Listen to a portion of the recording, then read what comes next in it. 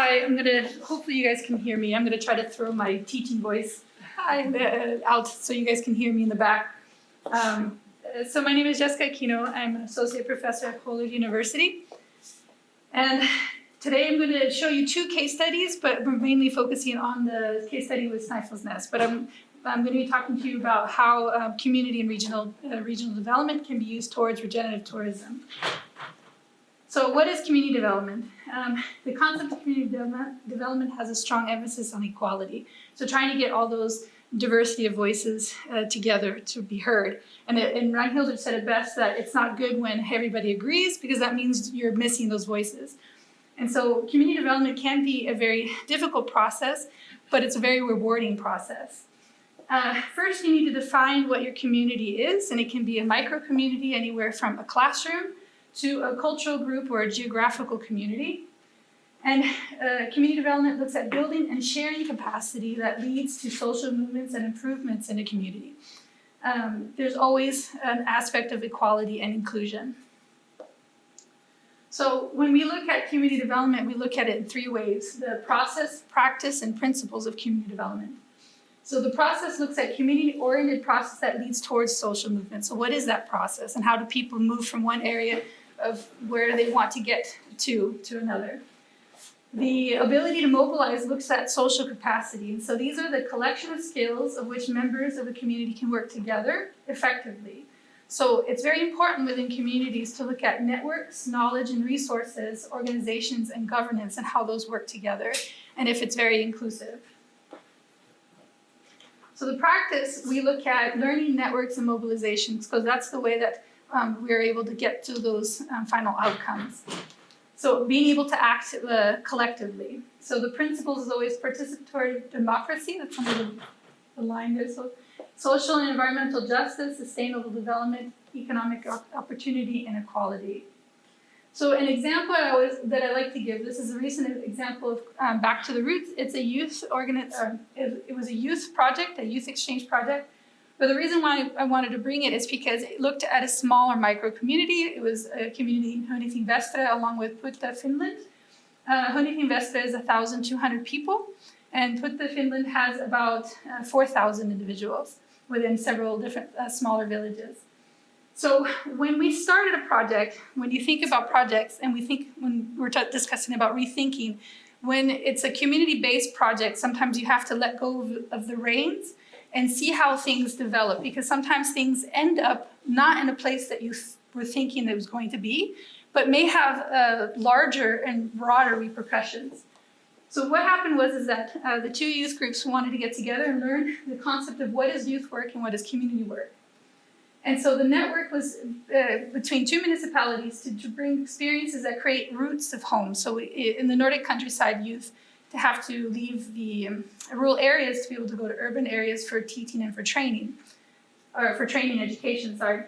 And so we wanted to support youth when both in the local areas, but when they go away, to know that they have support back home.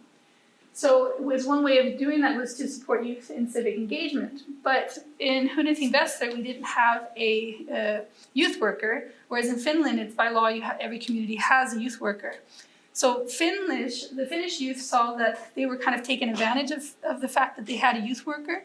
But in Iceland, they saw that Icelanders don't have that. And so then the Icelanders saw that what great things that a youth worker and how they kind of get the community together, and saw that there would be a possibility that to bring that to Iceland. So the youth got together and created presentations and talked to the policymakers and with the municipalities to try to get this youth worker to the town. So in May, they were successful, and now we have a full-time youth worker in Hönöting Västra. And so although when we first started the project, it was mainly just to bring, to do like a twinning the community so we can have those exchange of resources, but it ended up bringing so much more, and it meant so much more for the youth. Now we're working on a capacity sharing agreement between Putta and Hönöting Västra to be able to continue the work forward. So capacity sharing is very important when we look at community development, but also with regional development. So here we have it defined as the process of making regions more equitable, inclusive, and resilient through the collaboration to facilitate socioeconomic and environmental improvements, that underline the broader sustainable standards of living and quality of life. When we think of regional development, you can see that there's still that process, practice, and principles that need to be used towards regional development. And it's very similar to community development. So there are certain levels of indicators when we think about how resilient a community is, which is knowledge, skills, and learning. So again, this is the capacity.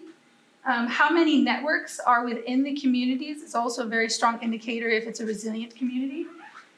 If people are connected to place and how part of that is a part of their identity is also an indication of resiliency.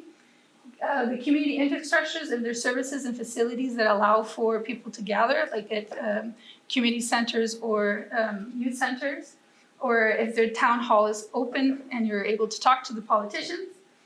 Also a diverse and innovative economy. So when we think about using regenerative tourism, it's not just to focus on tourism, but to focus on the qualities of the communities that make the community special, because cool places to live are also cool places to visit. And also an engaged governance. How often are people talking with each other and are actually being heard? So when we look at regenerative tourism, it understands the visitors' destinations are part of a living system, and all of you have explained it best about what regenerative tourism is. Dredge talks about regenerative tourism needs a deeply engaged bottom-up approach that is place-based, community-centered, and environmental-focused. But when we think about tourism development through a community development or regional development paradigm, you have to look at both bottom-up and top-down, because we can organize a community as much as we can, but we need the politicians and policies to be able to work with the communities as well. So it needs to be a both-way direction, both bottom-up and top-down. So then we have the example with the citizen science pilot project in Cycles Nest. So the idea when we started the project was to kind of organize two international projects, which is Youth for Arctic Nature and Nordic Regenerative Tourism. Ragnhildur was very clear about that she wanted to collect data or do this project to make sure that it's both benefiting nature and also the community. And so, and we didn't want to do a token. We didn't want to do a token pilot project. We wanted to actually do something that it was ongoing. So that's why we decided to go with Youth for Arctic Nature, since all the infrastructure or the resources were already developed. So we looked at harbor seals because of the one is endangered, the harbor seal is endangered, and the gray seal is vulnerable. And there is monitoring that needs to happen, but there's not a lot of funding for the monitoring. So that's why we're engaging with citizen science. So the methodological development that we used for this particular project was community and regional development towards regenerative tourism, and that acknowledged that tourism occurs in local people's homes and along looking at capacity sharing. So regional tourism development that leads to empowerment, social and environmental justice of local areas is one of the main focus that we looked at. So we define what citizen science is, because there are lots of different definitions of citizen science. And if you're working with local politicians, it's very important to have that defined, because definitions is everything, especially with policy and law. So we defined it as a collaborative effort that involves researchers, both professionals and amateur, local community, and visitors who conduct research in a scientific method. So the design, we used participatory action research, so that meant that everybody was at equal playing field. Both the youth and visitors that collected the data was the same level with the researchers, and they were able to communicate with each other and come up with ideas. So we divided the project into 3 different phases. So the pre-phase, data collection phase, and dissemination phase. And again, the first stage is what do we have? And it's actually kind of a big task, because this one is you're looking at your asset mapping. So what are the assets? So what are the community members that have resources to be able to share? And as we heard Ragnhildur spoke, she has already done that quite extensively. So we were able to connect with lots of different stakeholders within this project. So the next question we asked was, what do we want? So we created a vision that guided us. So here's a table of all the different actors that were within this project. It was anywhere from the small, micro-sized entrepreneurs, the DMOs, the scientists, to the research museums, the national parks, the international projects, and then other community stakeholders, which was the schools in Snifelessness and the tourist companies. So we had lots of meetings with the communities, and both in-face and online. So that was the third question we asked: how do we get there? So we just outlined the steps and the goals that we needed to do, and then we met as needed. And then number 4 was, what have we done and what do we need to do now? So a reflection process is very important when you do community projects like this, because there are many actors, and sometimes you feel like something is failing, but in actuality it might be just going slower, or it may have just turned into a different thing that you thought it was really supposed to turn into, and that's not a bad thing. It just means that you're taking those voices into consideration. So always celebrate milestones, even how small they are, because sometimes small milestones lead to a larger milestone, and it may take a long time to get there, but if you're acknowledging those smaller steps, then you feel like you're actually moving forward, because we know that this can be a very slow process. So now we did the data collection phase. We collected the data in Ifratunga, which is an important area for seal conservation right now, with many visitors going. And we also invited the visitors to collect the data in the SMEs. It was I forgot the hotel, Snifelessness. Yeah, Hotel Snifelessness. But we also had local schools that were there that were collecting the data as well. So here, the QR code, if you click on the QR code here, I'm going to lift it up because I know it's not working. Ah, it's really heavy.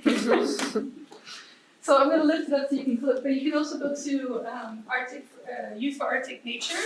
But if you go there, you can see all the free environmental material that we use for wildlife monitoring. And it was good to use this Youth for Arctic Nature because everything was already in place, right? So we didn't have to reinvent the wheel. And so we collected the data sheets, and then the scientists looked over the data sheets, basically. But at the end, this is the part that was more interesting. So we had scientists that did this part, and other scientists that did this part. So I did this part. We had a meeting in the end of November last year to talk about how the overall project went, and if it's something that they want to continue doing. And as we heard from Ragnhilde, the people were the community was very happy about doing it. They felt a deeper connection with the project by doing something like this. We looked again, how do we do this project better? Because the average time spent for the data collection for seal monitoring is anywhere from 1 to 4 hours. So on average, people spend about 2.5 hours. But many of the visitors that came, they didn't know about the project, so they haven't prepared that within their tourism agenda, or what they wanted to do for the day. So many of them only wanted to do about 15 minutes.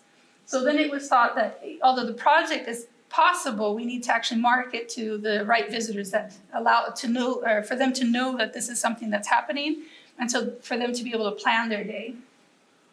So this is what we were calling the drop-in visitors. The drop-in visitors weren't willing to spend a few hours. But those that did had an enjoyable time, and then did collect important data for us. There is a potential in partnering with the Great Seal Count, which is we're hoping to do in the future. And again, those connections with the communities was really important, because although we're focusing on visitors, if to be able to give back as well, we need to also focus on the youth that are also potential future scientists. So we're hoping to continue working with the project, hopefully in next year, which we're going to be talking more about. And our conclusion is that community and regional development relies on inclusive community engagement and capacity sharing. So acknowledging that these school groups, although they may be young, they still have the potential to collect important scientific data. And how do we train visitors, as well as another methodology that we looked into. So when we look at community and regional development, we should always approach it by using a process, practice, and principles methodology that looks at socioeconomic and environmental well-being. So inclusion in policy making is equitable policy making. So how do we get those voices that's inclusive within with the policymakers? And then when we listen to inclusive voices, it helps with directing actions and priorities for specific progress to occur. Okay. Thank you.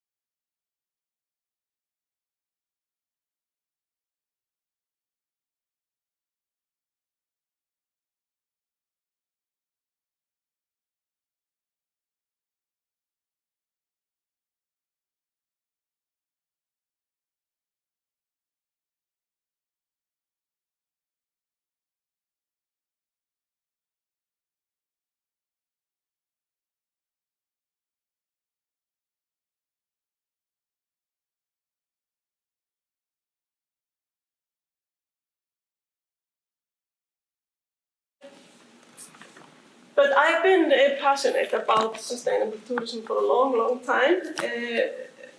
The concept not always popular, as many of you know, and it seems how, even if we have been for such a very long time, the road seems to be so long and winding towards that aim of us. And this is actually a title of a subtitle and chapter in a book that just was published. Is it this one? Yes. So just a little advertisement of that book, that is Handbook on Tourism Geographies. But I know that Ólafs, he came also with all this history of concepts. But when we hit a dead end on that road, we always tend to come up with a new concept.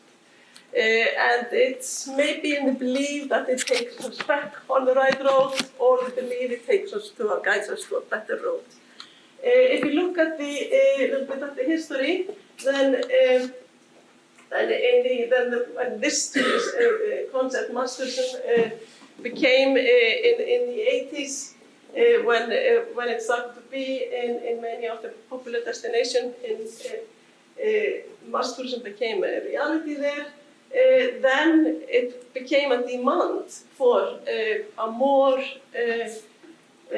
authentic tourism, or a real experience, and this was responded with a lot of examples like alternative tourism, green tourism, soft tourism. Maybe the most known one is ecotourism. But in 1987, the concept of sustainable tourism was released, as you know, and 3 years later, in a big conference, global conference in Canada, our concept here, sustainable tourism, was released. And then, along with sustainable tourism, there's always a lot more concepts on the scene. Now we have this one, the newest one, but I'm sure it will continue. So I think that all of these comments, all of these concepts have in common a desire to make a better tourism for everyone. That's my belief.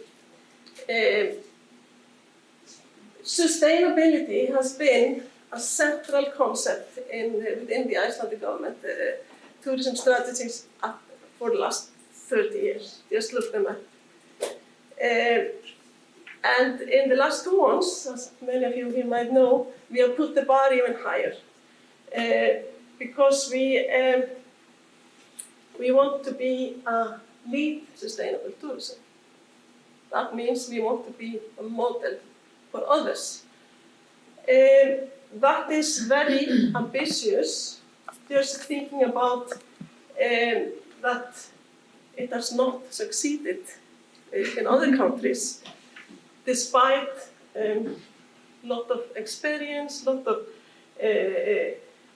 projects and direction towards that aim. Just here's 2 quotes from a very respected tourism researchers, Michael Hall and Richard Shapley, in a recent publication where they say, simply tourism is less sustainable than ever with respect to resource use. The last 20 years have witnessed little, if any, evidence of progress towards the achievement of sustainable tourism development, or indeed a more sustainable sector. So, how sustainable is Icelandic tourism? As we want to be a leader in sustainable tourism. Do we know?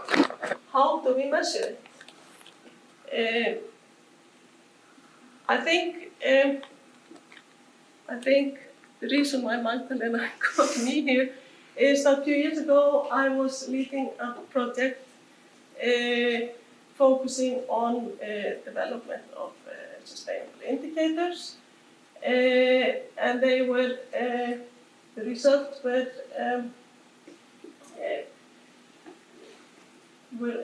presented in this report named Development of Sustainable Indicators for tourism in protected areas, and I'll show you a paper later titled The Role of Public Participation for Determining Sustainable Indicators for Tourism. We can all agree that tourism, and you have been saying it here today, that tourism is a driver for jobs, creation, and the promotion of local and cultural products. But tourism is also a driver of change. I think Ragnhildur said it quite well here before. Do we want them? Yes. Do they have problem? Yes. So that's pretty much what we know. And sustainable indicators are measures used to assess these changes. Sustainable indicators are, in other words, measured to assess the impact of tourism on ecosystems, the economy, and society. Their focus is on a holistic approach, giving equal meaning, but giving equal consideration on the three dimensions of sustainability, the ecosystem, economy, and society. Just the same as Olive was emphasizing that we have, and that is the golden rule of sustainable development, that we have to look at the holistic to all the stakeholders and to everything that tourism impact. And that is what is so difficult. That's why we are still stuck on this road. In the context of sustainable tourism, indicators help to understand how well a tourism destination is performing in terms of economic, social, and environmental sustainability, guiding us towards a better management and a more responsible practices. In 2004, 20 years ago, the World Tourism Organization published a list of indicators of sustainable tourism, indicators for sustainable development for tourism of destinations, so I say this right, providing a framework for assessing destination sustainability. This was 20 years ago, as I said. The main emphasis in this report is communicating with residents about the tourism development, exactly what you have been saying in the main emphasis in your project. So it is so very, very positive that this is now becoming the major emphasis, but it takes on all time. They started a lot earlier. They started in 1996. I think there is the first report on sustainable indicators with a few case studies in few places, and then they kind of put it together, the final result in this report. There is no special indicators for Arctic tourism. That was our interest. But there is a lot of reports, or not reports, it's kind of studies that have been working and indicators that have been drawn out for all kinds of projects. Like EU has done a lot of it, like the biggest type of tourism in EU, the coastal tourism. So there is a special indicator set which only in coastal tourism, for example. And then of course for the Arctic, but not maybe focusing on the Arctic tourism per se. But the basis of all these tourism indicators is the definition of sustainable tourism. And this definition is under constant review. Sometimes we tend to forget it, especially my students at least, and they go right to 1987. It is under constant review, and from the last millennia, it has been defined as a closed system. And this new was in the beginning of the area. There was this definition, this new definition that I can't see it here on the screen, but that sustainable development is development that meets the needs of the present while safeguarding Earth's life support system on which the welfare of current and future generations depends. It sounds similar to the original one, but there is the emphasis of the welfare and community well-being. That was kind of the major emphasis of this new definition. And this is also what then the sustainable development goals that some of you were putting so pretty here on this are based on. And as most of you know, then the tourism, this complex tourism system, it touches almost all of the 17 goals. Unfortunately, it's more difficult for us to grab the holistic approach, of course. When we talk about closed system, then we have to know the limits that nature and society set to the economic development. At once when we step out of these limits, we are simply not sustainable. So it is very important to know and understand those limits. They can be different according to our communities, our natural resources, and etc. But we have to know and understand it. And if our aim is to be sustainable, that we are trying to be. So now I come to this project. That was a pilot project that we did here. Our aim was to gain insight into the development and utilization of sustainable indicators for tourism outside of Iceland, and also to develop public participation framework for designing sustainable indicators for tourism in rural areas. And we chose a case study. Guess which area we chose? We chose Snæfellsnes. Actually, yes, because this is a little bit of Snæfellsnes. Actually, we chose Snæfellsnes National Park. And also because we had Ragnhildur there, that was so positive already then, helping us contacting people, etc. And also because, as Ragnhildur said, that Snæfellsnes only 5 communities, isn't it? 4. They have been cooperating in a joint certification of this earth check, and that's, I think, the only area, because Westfjord did it, and I think they dropped out. Isn't it? If someone is from Westfjord, tell me. So the interest was there. Well, we developed this framework that is based on 5 steps. And the major work processes were first to select key indicators, where we just went through all the international standards and criteria that was available at that time. And then also, because indicators are site-specific, we have to look at the local condition, local goals for sustainable development, and also on the local projects. So this was very intense. A big and thorough literature review. And then the next process was to evaluate those selected key indicators, and it is both experts and local people that are supposed to evaluate them.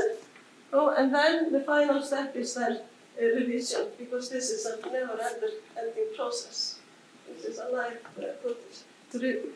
So revise and improve. We ended up with 43 identified indicators that we divided into 4 categories: the 3 dimensions of sustainability, but also governance. Why did we have that category? Because it has been shown many times that if the government is not part what of the project or what we are doing, then it is not less likelihood that we will go all the way trying to do better or reach sustainability.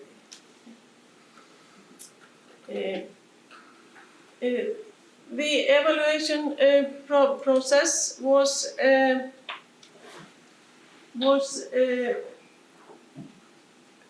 we had the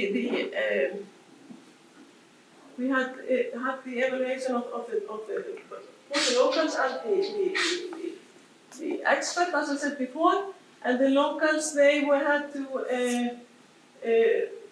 when we had several meetings with the locals, and then their job was to evaluate the relevance, feasibility, and clarity of those selected key indicators, answering questions like is it clear what this indicator stands for? Is the indicator describing the situation today? Is it easy to understand or monitor this indicator? And then the experts' work were then to evaluate credibility and is it supported by valid or reliable data, just like a data when we are talking about that, kind of a visitor perception of the site or the local perception of tourism and so on. And we don't have that data so much. So this and all kinds of things, and there's not a lot of data anyways.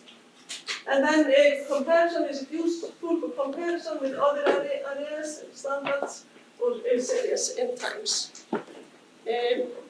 As I said, we had several meetings with the local people, and I was so glad when you said we want to be there, because it is difficult to take time from people today. I think maybe the projects everything is overflowing with projects with the locals. So we're always asking local people to be with us.